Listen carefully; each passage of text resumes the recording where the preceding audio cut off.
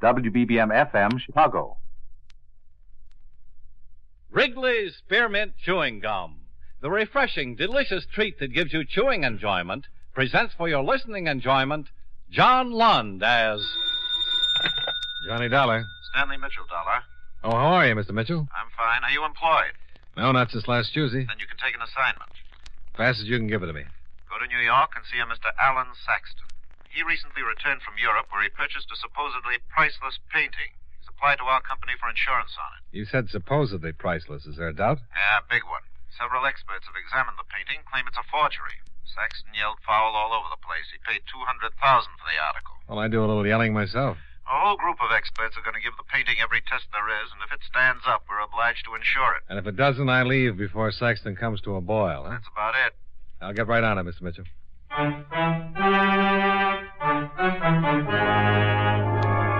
the makers of Wrigley's Spearmint Chewing Gum bring you John Lund in a transcribed adventure of the man with the action-packed expense account, America's fabulous freelance insurance investigator. Yours truly, Johnny Dollar.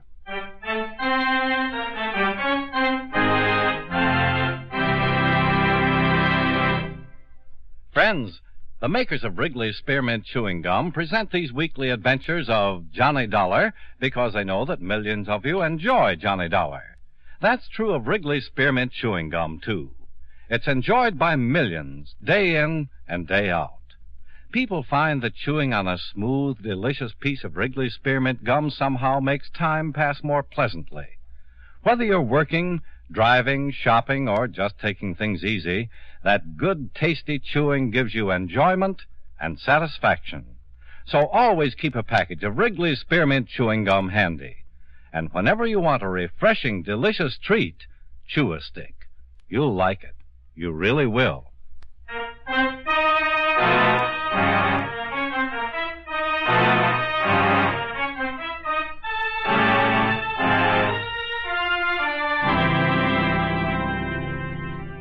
Expense account submitted by Special Investigator Johnny Dollar to Home Office, Great Eastern Life Insurance Company, Hartford, Connecticut. The following is an accounting of expenditures during my investigation of the Alan Saxton matter. Expense account item 1, $21.65, train fare and incidentals between Hartford and New York City. I arrived at Grand Central late in the afternoon and went directly to a hotel where I registered and made arrangements to rent a car. Saxton resided in a quaint three-story house on an estate across the river in Jersey that looked impressive enough to be an annex to Fort Knox. An old cad butler met me at the door and led the way into a mahogany and leather study, where I was left to wait for the master of the house. Mr. Dollar? That's right. Glad to know you. Mitchell of your company called, said you'd be down. Yes, sir? Well, sit down, sit down. A cigar? No, thanks. Aren't you a little premature? How do you mean? Well, there'll be no positive confirmation in my painting till after it's been examined, you know. When will the examination take place? Nasty cough. Yeah, nasty. Well, I'm to turn the painting over to Mr. Farmer from the museum tomorrow morning. I imagine he'll have it for a day or so. I understand you paid $200,000. I sure did. 200,000 fat American dollars, Mr. Dollar. Have you any idea how long it takes to make $200,000, Mr. Dollar? Well, that kind of depends on who's making it. Yes. Me, I start getting senile around $1.98. Oh, Lord. If I keep hacking like this, I'll end up doing business in an oxygen tent. Here. You like to see the painting, Mr. Dollar? Sure. Come on. Mr. Dollar, if I've been swindled, I'm going to cause more trouble than a hungry snake in a rabbit pen. Who'd you buy the painting from? Who, one of the biggest, most respectable dealers in Paris is all. You ever been to Paris, Mr. Dollar? Yeah. In here. Hey, how about that Paris, eh? Oh, I rather enjoyed myself. I rather did, too. Yeah, I've been there a dozen times now, and I never get tired of anything. Not anything, Mr. Dollar. The last trip I met... You're a terrible old man. Huh? Oh, Barbara. I didn't see you. Obviously. Hello. Hello. This is my impish daughter, only child, spoiled rotten. Barbara. Johnny Dollar. Just going to show Mr. Dollar the painting. Yeah. Beautiful. Yeah. You don't really like it, do you, Mr. Dollar? Well, I really don't know much about it, Miss Saxton. Barbara. You don't care for it, Mr. Dollar? Well, I guess it's very good. Good. Dollar, that's an original Marceau. Marceau! Oh. They're beginning to call Dad the hacking sack. Hacking sack. Nasty little brat, isn't she? Who told you the painting was a forgery, Mr. Saxton? A miserable little man named Lippert fancies himself an authority. Just jealous of what he is. Give his right clavicle for that painting. Ran around telling everyone how old Saxton got taken for $200,000. Miserable little cuss. You going to be in town long, Mr. Dollar? Oh, stop rolling your eyes. That's about as crude And as... that eye rolling went out with high button shoes. Who did you say sold you the painting? You look out for her, Dollar. Get that tone? Are you going to be in town long, Mr. Dollar? I want to know. The painting? I bought it from Rene Francois, most reputable dealer in Paris. He's only going to be in town till after they establish my painting's a forgery. Isn't that right, Dollar? Who? Rene Francois? You. I'm doing my best to save you from this designing female. Now agree with me. Yeah, I'm only going to be in town Then you until can after... stay for dinner. He cannot. Why not, Mr. Dollar? Because we haven't got enough food. Oh, don't be Now, ridiculous. you go on back to wherever you're staying, Mr. Dollar, and I'll get in touch the minute they finish with the painting. Now, take my word for it, Dollar. Quit while you're ahead. Stick around for dinner, and you end up a cripple. Oh. Well, are you going to stay for dinner or not, Mr. Dollar? He is not. Seems like a nice fella, but he never played polo in his life. How about it, Dollar? No, just an occasional game of stickballs. What position? Oh, mostly gutter. Wonderful. I was a gutter man myself. You're raised in Hell's Kitchen, you know. Mr. Dollar, please stay for dinner. No. You can talk over old times. Bring back the good old days when you were out cracking skulls. You were going to leave. I am. Show Mr. Dollar Saxon's word is as good as his bond. Her bond. I'm a her. She. Yeah, her. Sometimes I wonder. Come on, Dollar. I'll walk you to the door. You don't have to drag him. Mr. Dollar, Goodbye, Miss Saxton. please. No! Look out! Getting better, but you're putting too much of a curve on it. I hate you. Come on, Dollar. You're quite a girl, huh? Yeah. Nothing really wrong. Just spoiled. Got too much money. I'd ask you to stay, but you really seem like too nice a fella. Well, Well, what? just well. At the moment, that's about as glib as I can get.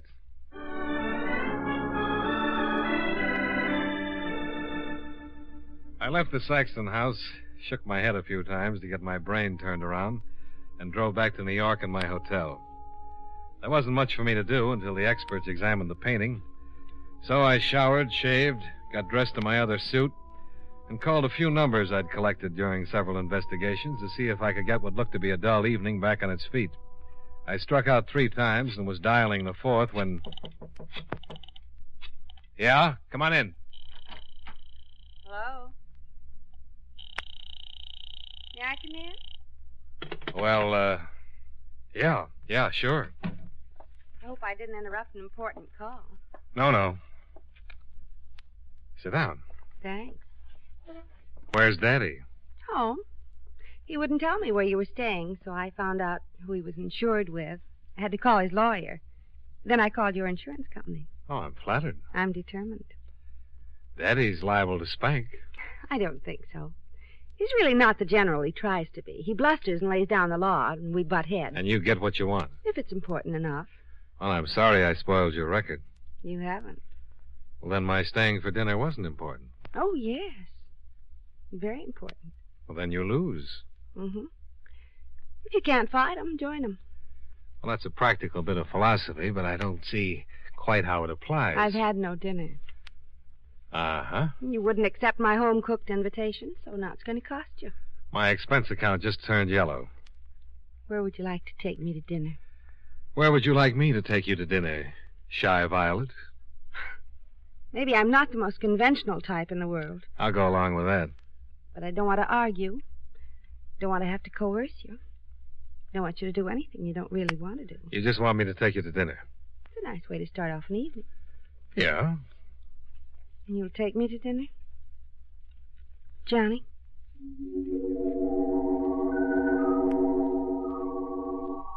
Expense account item 2, $22.78 dinner at a small Italian restaurant.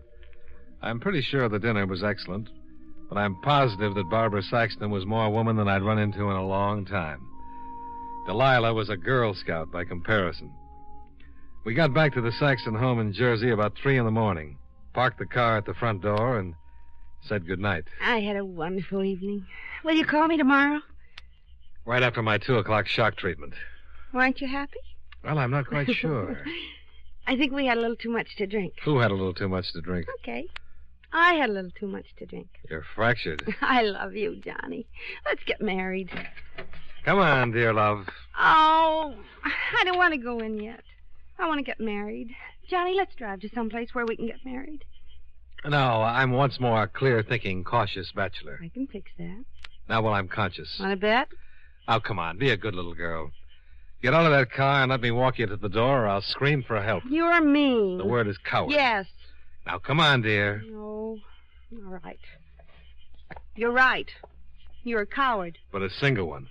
Now, come on. Kiss me goodnight first. Barbara. Kiss me goodnight or I won't budge. I'll kiss you goodnight at the front door. It's a deal.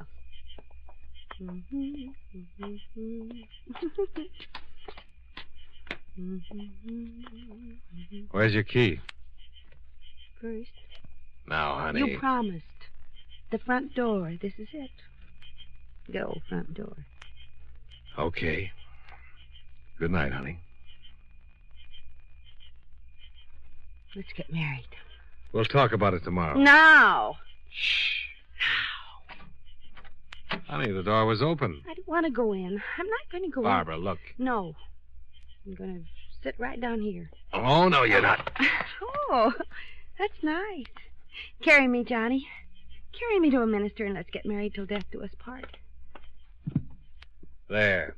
You're on your own. Good night. Johnny, you come back here. You can't leave me just standing here like this. Drink a big glass of milk and get some sleep. Johnny. Good night.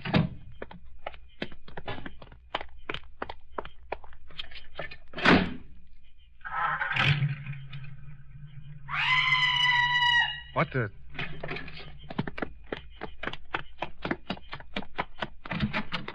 Johnny! Oh, Johnny! What is it? What's wrong? In the library, Dad! What? He's lying there. Hurt his head. It's all bloody.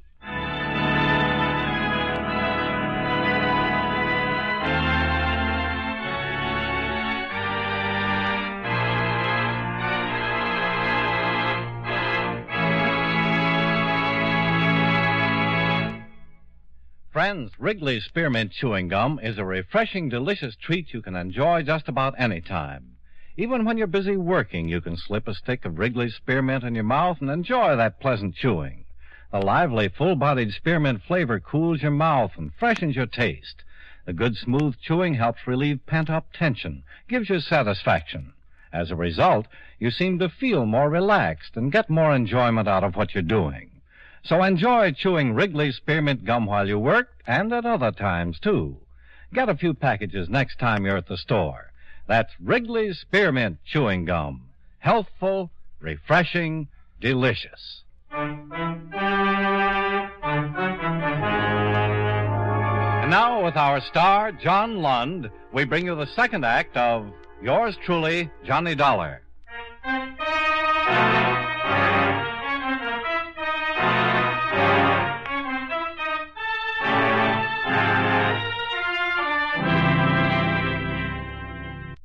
Barbara Saxton was hysterical.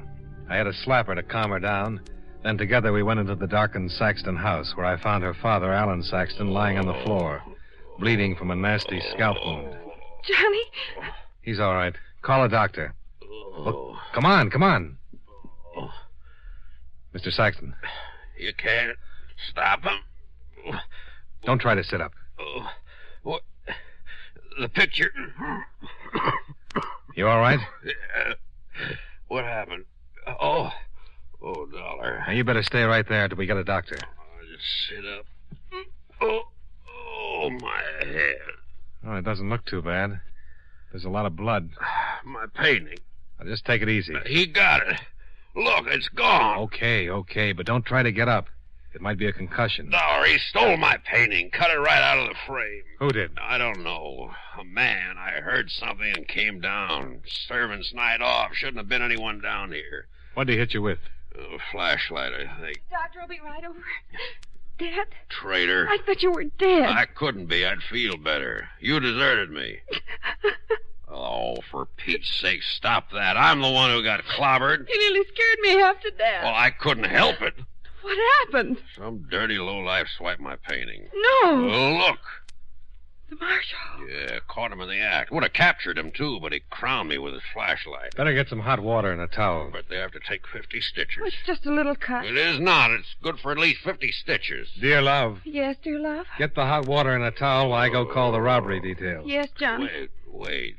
Yes, dear love. Yes, Johnny. He took me to dinner. It's 3:30 in the morning. 3:35. What day? Tuesday. What time did you finish dinner? Look, while you're getting your suspicions up, the thief is putting a lot of miles between this house and Dollar, answer me one question. She didn't get you drunk and get you to marry her. I sure tried. But you didn't. No. Yeah, you're a lucky boy, Johnny. Oh, don't look so smug. You just think everyone wants to marry me for my money. Well, don't they? Not Johnny. I'm going to call the police. Wait. Just one more question. If you married my daughter, would it be for her money? In the first place, I'm not going to marry your daughter. Johnny. In the second place, if I did, it wouldn't be for her money. See? If I was going to marry her at all, it would be for your money. Johnny!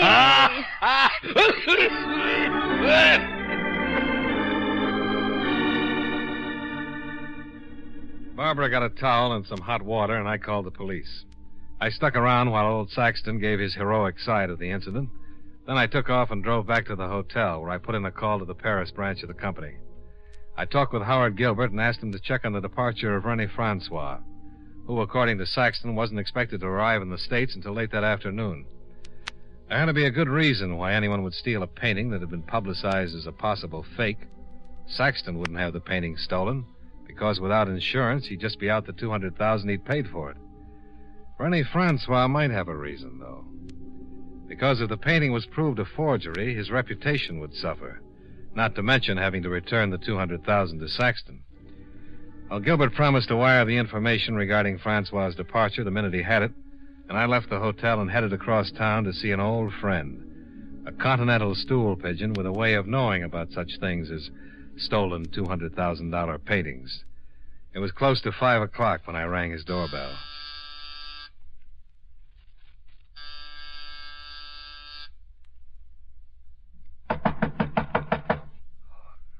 Whoever it is, you're just being ridiculous. Allez devant. Henri, open up. Not by the hair of my little goatee. If I owe you money, come back at a respectable hour. It's Johnny Dollar. I don't believe it. Only my landlord or a vampire would go to such extremes. Look, Henri, I'm going to slip a little something under the door. Another 10 might convince me. Okay, but you'll never go to heaven. I'm convinced.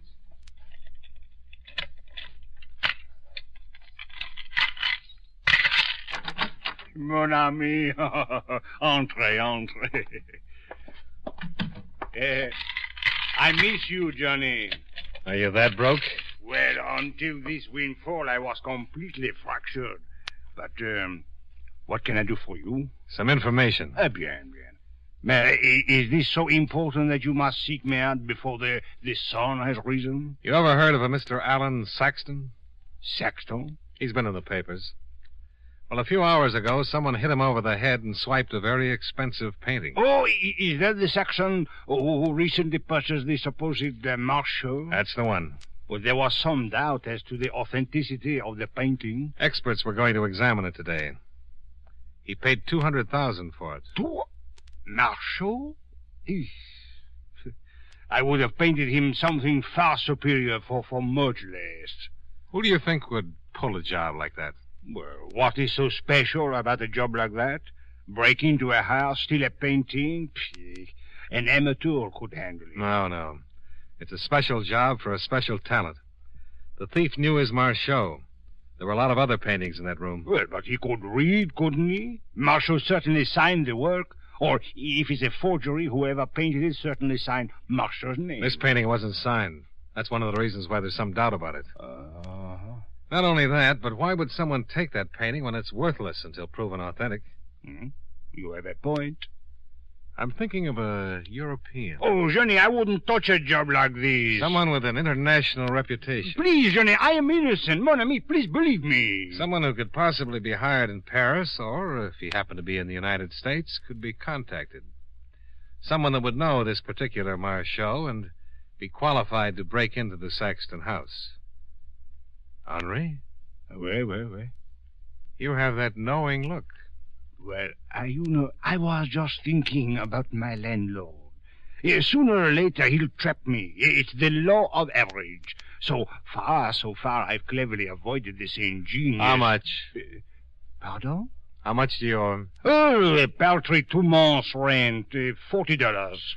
Okay. Yeah, but what sense is there in paying when it will only provide me with a legal claim to this disgusting dwelling? And I have no sustenance to keep me alive for longer than a week. Well, then just pay him for a week. You would have me starve? How much will keep you alive for 2 months? Well, I would at least like to take care of Greenbaum's delicatessen. $10? Well, the exact amount is 15. Oh, you're lucky I've got an expense account. You think I don't know it? All right, who is he? Well, you might go to the Shelton Arms and inquire about a man named Gaston Chambray.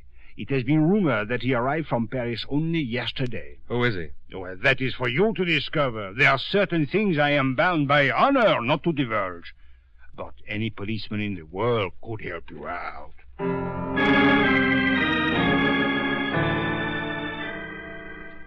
I left the little Frenchman and went back to my hotel, where a cable was waiting from Gilbert at the Paris office. It told me that René Francois had booked passage on Air France and was due to arrive late in the afternoon. I left, climbed into the rented car, and drove to the Shelton Arms on East 108th Street, where a sleepy night clerk gave me Gaston Chambray's room number and accepted a $10 bribe not to inform Chambray that I was on my way up.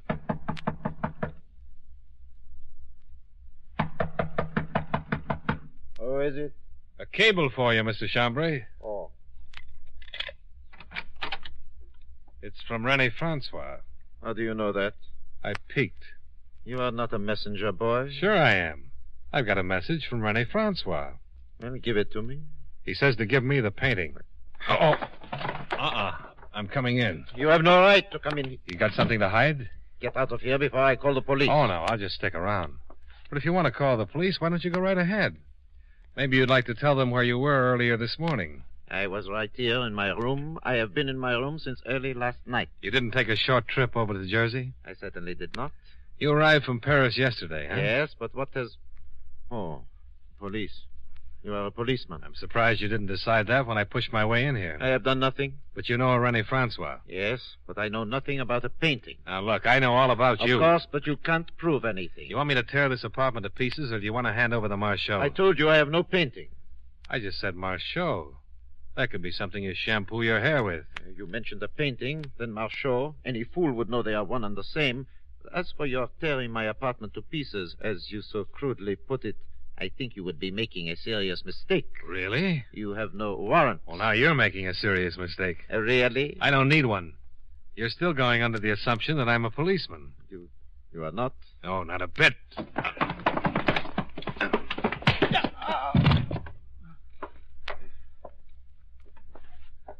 All right, get up. Now, where's the painting? Who sent you? I sent myself. Now, where's the painting? Okay. No. Wait a minute. It's under the pillows on the couch. Uh-huh. Why did you steal it? Maybe you didn't understand me. No. All right. I was hired. Sure you were. René Francois? Yes. Okay. Now, as long as you're so suspicious about policemen, put on your clothes. I'll take you downtown, introduce you to a few of the gentlemen in blue. Gaston Chambray gave a complete confession to the police. He'd been hired by the Paris art dealer, René Francois, to steal the painting, had been discovered by Alan Saxton, and in order to make his escape was forced to clout the old boy on the skull with his flashlight. René Francois was met at the plane, and when confronted with the evidence, readily confessed. He explained that when the Marchot was proclaimed a possible forgery, he realized that if it really was, his business would be ruined, and he would have to return the $200,000 to Saxton. He checked with the sources that had originally sold him the painting and discovered that there was a strong possibility that the painting was a fake. He offered Chambray $10,000 to do the job. He'd arrive in the States after the robbery, offer his condolences, meet Chambray at a predetermined spot, and take the painting.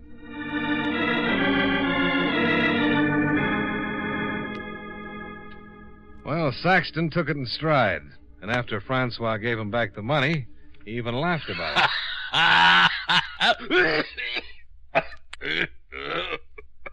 You really did a fine job, Dollar. I'd like to make it worth your while. Well, it'll just cost you the $85 I paid out in bribes. The rest goes on the expense account. Johnny. Oh, you look pretty bad. Terrible hangover. Johnny, don't be mean. You're responsible for this. You got my $200,000 for me. It was that Francois. He was behind the whole thing. Some guy named Daddy. Jim. Well, don't you want to hear about it? Johnny, will you take care of me? I need somebody to take care of me. Oh, dear love, I'd love to. Really?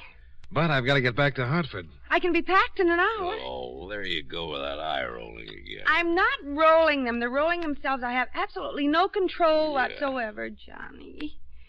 Dear love. Yes, dear love. Can I go with you? No. Why not? Well, I'm an insurance man. What's the matter with that? Oh, nothing. Only I know a bad risk when I see one. Johnny, I'm not a bad risk. No, but I am. Better. Here, have a cigar.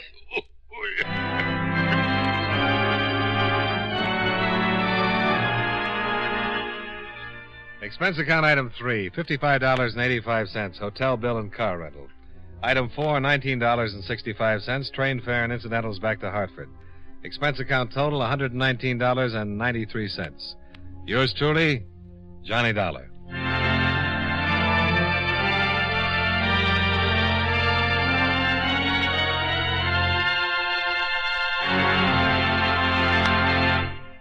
Remember, friends, Wrigley's Spearmint Chewing Gum is a refreshing, delicious treat you can enjoy just about any time. Chew a few sticks of Wrigley's Spearmint during the day and see how the good chewing helps you keep feeling fresh and alert. The lively, full-bodied flavor of Wrigley's Spearmint Gum cools your mouth, freshens your taste, and sweetens your breath.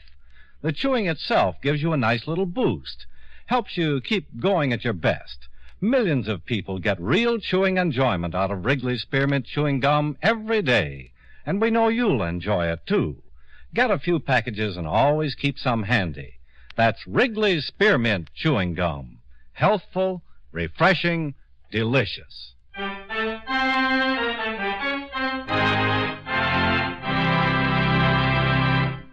Yours truly, Johnny Dollar, brought to you by Wrigley's Spearmint Chewing Gum, stars John Lund in the title role and was written by Blake Edwards with music by Eddie Dunstetter.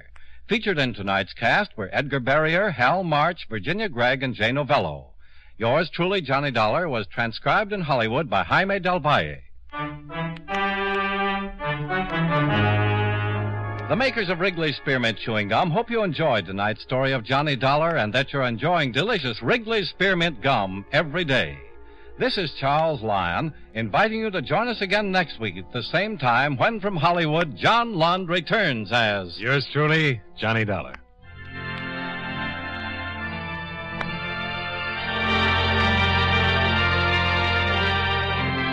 This is the CBS Radio Network.